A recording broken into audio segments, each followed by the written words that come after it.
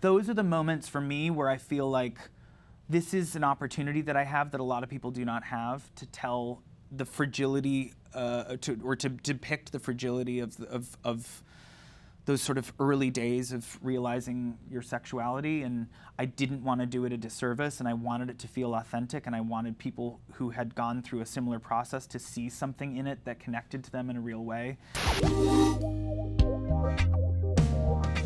Welcome to EW's Binge. I'm Shayna Naomi Krochmal. And I'm Patrick Gomez. We are binging our way through an entire show we love, with one podcast episode focused on each season. And today we are talking about season 3 of Schitt's Creek, which originally aired on the CBC and Pop TV, and now can be streamed on Netflix.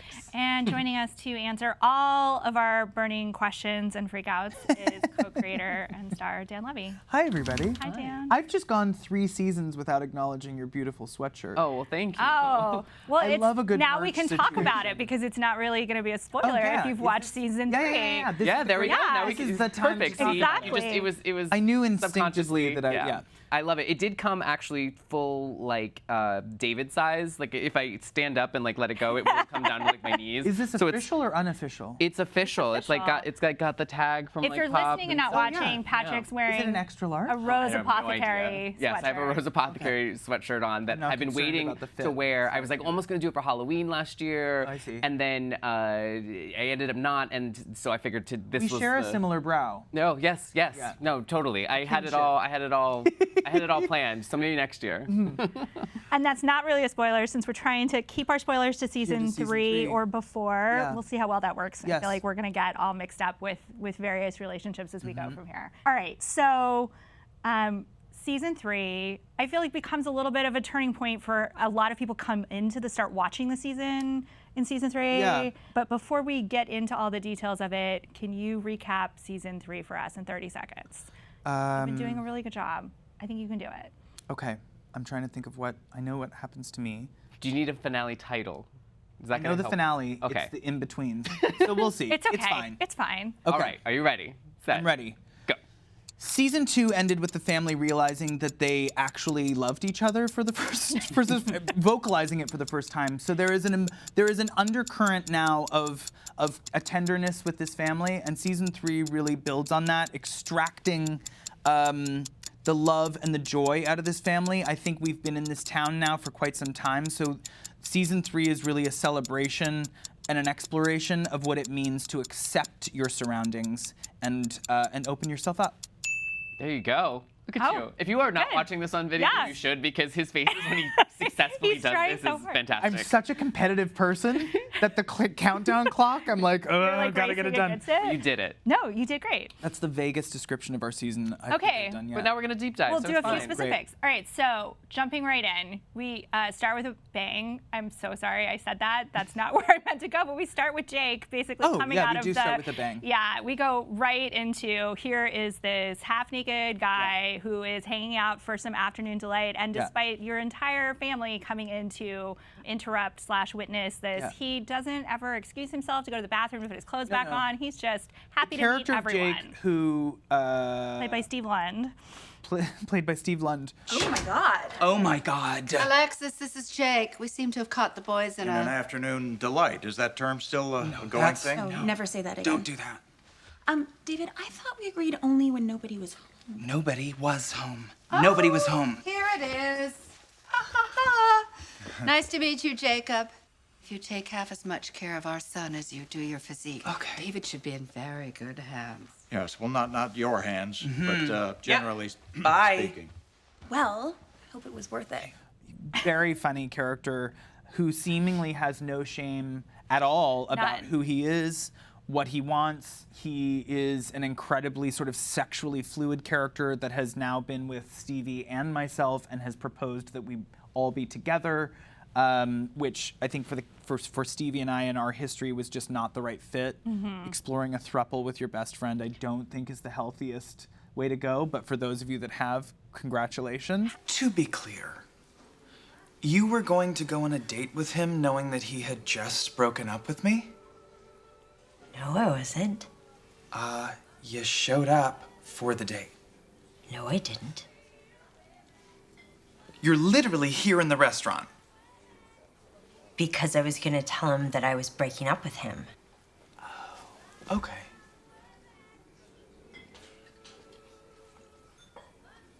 Yeah, fine. But if it makes you feel any better, nobody hates me more than me, generally speaking. Fair enough. I would have done the same thing. How many people did you have to define throuple for during like the process? Of A lot of pitching people, this including my episode? dad, and it was like. Oh, how did you explain it to your dad? Well, it was like 3 people coexisting together in a relationship, which is great if you can make it work. I think for these best friends, this was not the right equation. This would not help serve them in a positive way. I know one person that's in one that's completely happy. I know a couple people, Sure. and you know, I also know a couple people that have gotten out of them, and it's crashed and burned. But to each their own. So for this character to come along, and you know, David's still seeing this person after I think season 2 we had. Yeah, did you plant the seed knowing that if you came Yes. back, or did you already know? I guess that's another question. Did you know you were coming back for season 3 by the end of season 2? I think we had a good indication, and So the seed was planted intentionally. seed was planted intentionally. So season 3, I think, is David and Stevie with Jake and what that means. So they have to negotiate this throuple potential and realize that they are going to put their friendship first. But yeah, it's a very sexy way to open the show. Fortunately, Steve, I guess, goes to the gym. I don't know. It looked great. I feel like this is also, you get into that sort of small town dilemma where it's just like, how many people can you date?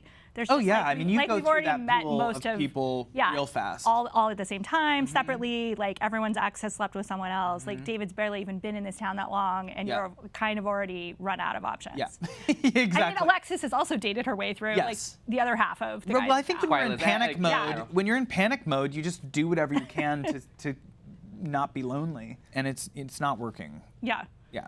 I like also, I feel like this show has a lot of very traditional relationships, and the sort of like Johnny and Moira's love story Yeah. is like really deep and really sincere, and they know each other so well. And but then you also have these moments between like Roland and Jocelyn where there's something unexpected and weird and kinky, like in what Yeah. they're into, and you I don't think that was really have Blouse to Barn where choose we between any discussed of these. the role playing of Devil Wears Prada. Yeah. And then their which was very massage situation later. Yeah. Yeah, the show holds like a lot of these like very like traditional relationships and untraditional relationships at the same time, and everyone is just very calm about all of to it. show everything. I Yeah. think, and to not have any sort of judgment about it. I also feel like it helps you not fall into that sitcom-y trap of like everyone has to just get upset about things all the time for the Yeah. sake of being upset. Yeah. And I think relationship stuff is often used as that sort of crutch where it's like, oh well, I'd have to be jealous. And I I'd find have to people's be... excitability to be very funny. How people get excited about things and what that means to them is very funny. And our family is very excitable. They get excited about a lot of things. That is very true. Dad, what did you do to my paper? I didn't do anything. I didn't do anything with your paper. Your laptop was open. I did a little editing, nothing major. I have been accused of plagiarism. What? Yeah, Jocelyn thought I cheated because someone used words like duplexity and back towards. Untoward. Whatever. And now I have to do the whole thing again when my original paper was totally fine. Well, it wasn't totally fine, honey. There was questionable grammar and a few spelling mistakes, and I mean... Dad! All right, I'll back off. Thank you. Just out of curiosity, did she happen to say anything about that quote from Lee Iacocca? And we get some parental sabotage or sort of in that ongoing growth, right? So we have Johnny who insists on rewriting Alexis's paper when she goes back to Yes. high school, Yeah. Whether she really wants him to or Yeah, even so really I think fully this season knows. was what we were building with. I mean, the intention of the show from the very beginning would be that if we got the opportunity, season after season would peel back the layers on these characters and open them up to what they really want and what means something to them outside of what they've become accustomed to. So season 3, we finally have gotten to a point where Alexis she's defaulted to all of these different things and they haven't really worked out, and she now goes back to school. And we realized that she had never technically graduated high school, and she now has to go and get her degree. in high school, and Annie played those scenes so beautifully because, again, it was never really, we didn't want to make fun of that because that's not something to make fun of. That is just a reality. People have gone through that every day. But the vulnerability she showed in the process and how she went in there thinking that she was going to be the cool girl in school, which is what she's always been, and then for a moment being made to feel like maybe I'm not, and then in the end she was. So here's the thing about Marie Antoinette. Even though I love to eat cake, I think I'd be pretty annoyed with her myself. I do see your hand up, Alexis. It's just that you probably haven't had a chance to catch up. Okay, it's just that she never actually said, let them eat cake. Well, that depends on who you ask. Well, I asked Kirsten Dunst, who played her in the movie. That line was actually written years before Marie Antoinette allegedly said it.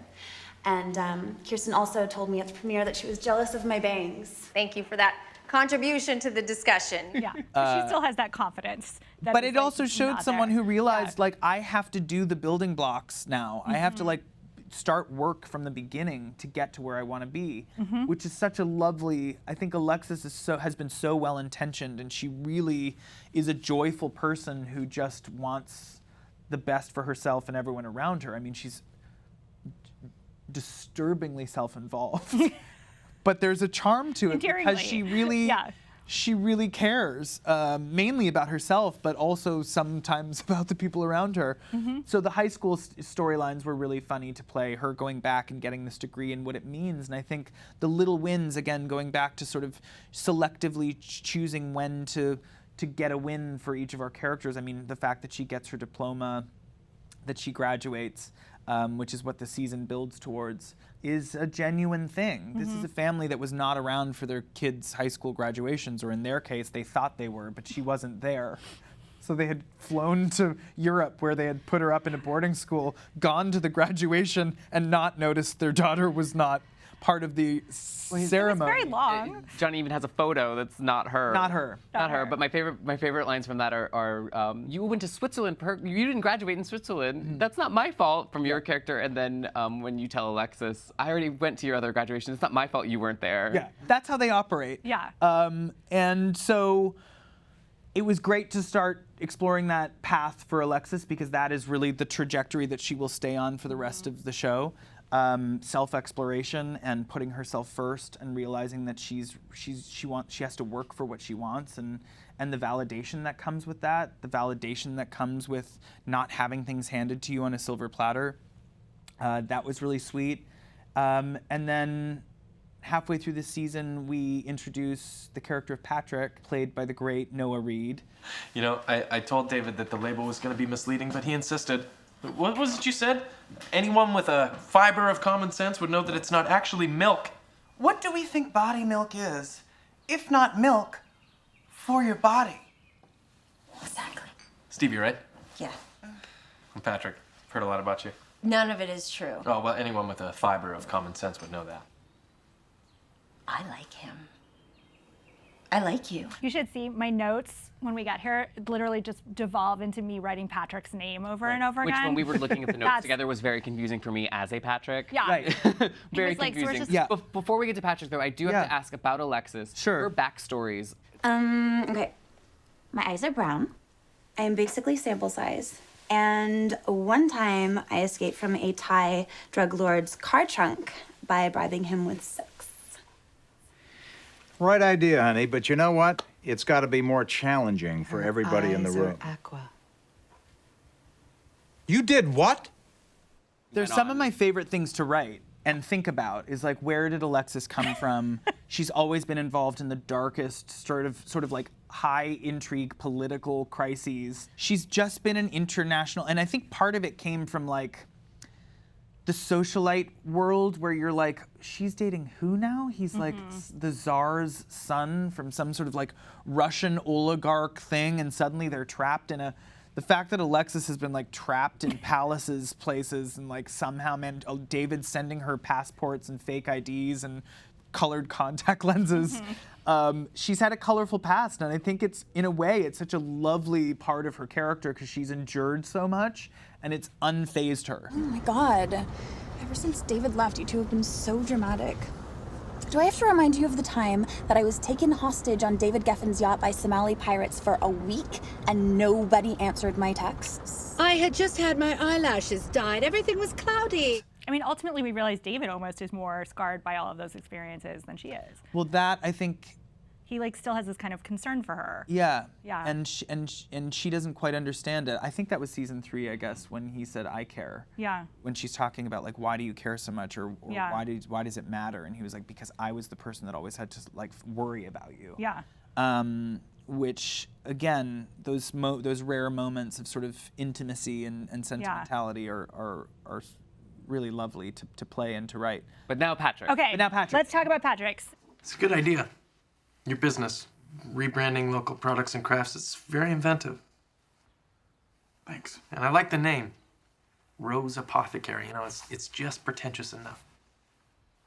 Would we call that pretentious or timeless? So, how did you find Noah Reid? I knew Noah before. I Okay. knew him socially, and a friend of mine in the process was like, I think Noah would be a good person to see for this. I had known that he was a musician as well, and a really solid actor, and he came in and auditioned, and it was just no questions asked, like, this is it. Do you do like a chemistry test when you're casting No. for Love Interest Against Yourself? It was just like you're We didn't talking. have time. Because I was so deep in the writing process and acting, and you know, we cast him halfway through the season, so we were shooting the show while we were hiring this character. Do you write everything before you guys start? We try to, yeah. For the most part, we know what our season's going to look like. And then he came in, and he didn't really have any idea what the character was going to be or the extent with which he would be used. And we didn't either. We sort of thought, if it works, great. I know the stories that I want to tell. The intention... Like, if it works, great, like this is it for seasons in a row? Or did you even, like how far out did you sort of envision that this character would be important? thought that David needed a relationship because he had been so scarred and he's so sort of fragile when it comes to love, and his backstory too of like the constant misfortune of his dating life and how he just anybody and everybody that he brought home eventually sort of like used and abused him. So for me, it was really important to start revealing a side of the character of David that trusted, or at least began to trust, and that meant someone who really liked him for who he was, as shocking as that was for him at first. And Noah, what he brings to that character is such a stability and a sense of calm, and there's such polar opposites. And yet, I think what originally attracted Patrick to David in a social capacity was the intrigue of like, who is this strange unicorn person that I've never seen, because he's come from not a huge city, and the kinds of people that he's explored in his day-to-day life were never this, wasn't this train wreck. So we wrote him in, and they were going to be business partners that slowly developed into something. And I had always intended for the character to not really have a firm grasp on his sexual orientation, but knew there was a curiosity, and slowly sort of reveal that side to himself, or at least have him be put in touch with those sort of impulses. And slowly but surely, we built this relationship up as the store was being built. So not only are they forced to sort of work together after Patrick elects to help David in his journey, because he clearly has no idea what he's doing, but there's something more to it that I think made Patrick want to be around David. And getting to write that slow burn was so fun and so rewarding.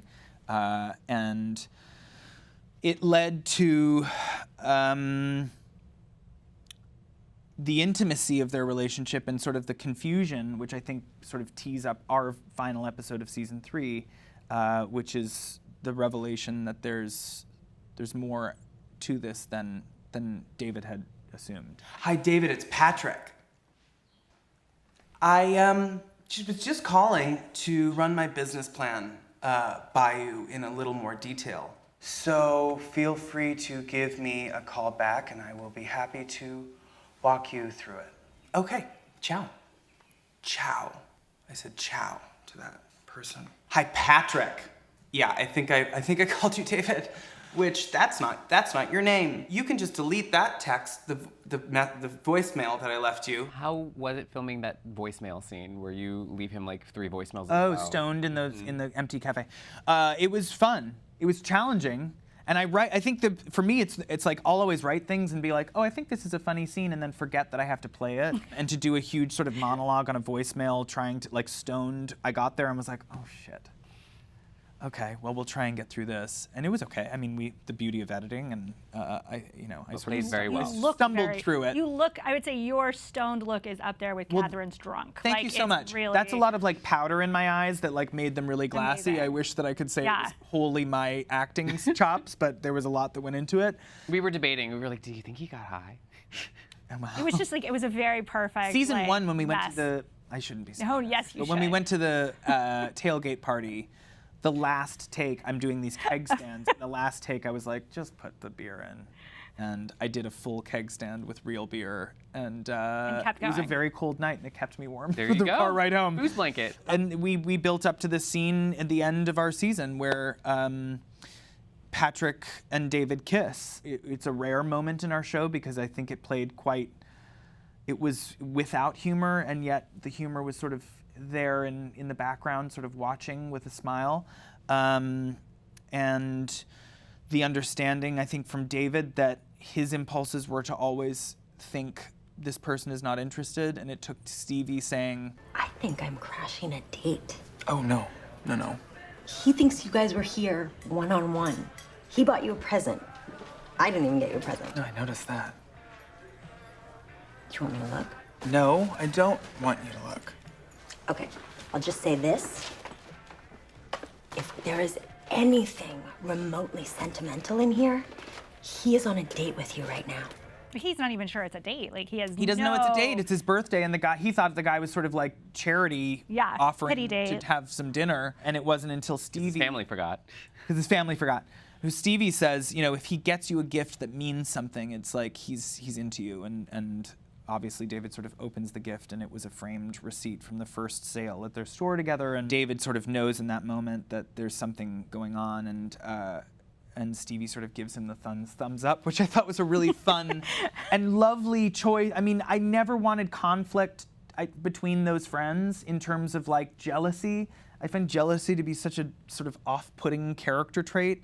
The fact that Stevie, knowing what they had gone through, sort of the complications of their relationships as friends and lovers, that she could put that aside and sort of put him first was really nice and important for me in terms of revealing that side of the character because she is so hard. And then that sort of led to the scene in the car where Patrick tells David that he is glad that they ended up connecting. And that was a scene that I had written and rewritten and written and rewritten and written and rewritten right up until when we shot it.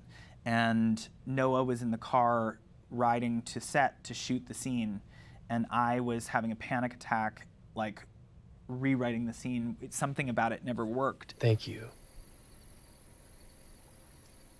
For what? I've never done that before with a guy.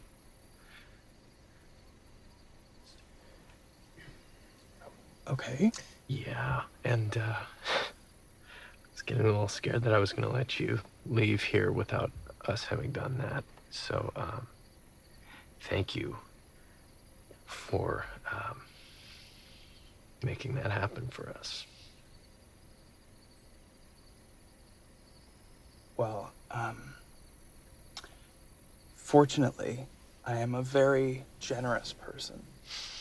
I called a friend of mine and we started commiserating over like the coming out experience because that was really, those are the moments for me where I feel like this is an opportunity that I have that a lot of people do not have to tell the fragility to depict the fragility of those sort of early days of realizing your sexuality. And I didn't want to do it a disservice, and I wanted it to feel authentic, and I wanted people who had gone through a similar process to see something in it that connected to them in a real way.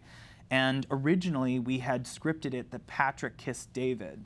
And part of the struggle for me was it didn't feel real, and I had to stop and think about my own first experiences when I was interested in guys and what that meant, and it sort of dawned on me that he shouldn't be the one that kisses David, that David is the one with the experience, and Patrick is a character that has been incredibly confident this whole time, but wouldn't it be amazing and service the character and the experience if he everything he was doing was to try and get this guy's attention, and when it came down to that moment where it mattered, he just couldn't do it because he was scared. And David had to be the one that helped him through it, and then as soon as I reshifted that scene, everything fell into place. Patrick's conversation about thank you for doing that for us, because I didn't want to let you leave without that happening. And it worked, and Noah played it so beautifully, and it has become one of those sort of like touchstone moments in our show where I feel like people who had come to the show as a comedy were starting to realize like there's more stories to be told, which was always the case. You just have to earn those stories season after season. So.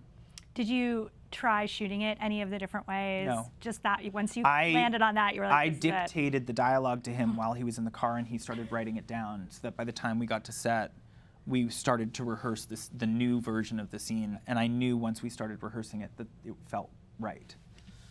Well, it was a beautiful way to end that season. Thanks. Oh. I was going to go watch it right now. I know. It was a lot. All right. That's season 3 of Schitt's Creek. That's season 3 of Schitt's Creek. Cole's notes. Thanks so much for listening to EW's Binge. Thank you, Dan, for joining us, spilling all of the secrets. Yeah, and you can check out actual video of these discussions on EW.com. See Dan's fantastic faces and my sweater. And make sure to subscribe and rate our podcast. Comment there. Let us know your favorite moments from the season. If we didn't get to talk about them, we can keep that conversation going. You can find me at Patrick Gomez LA. I'm at Shayna Naomi.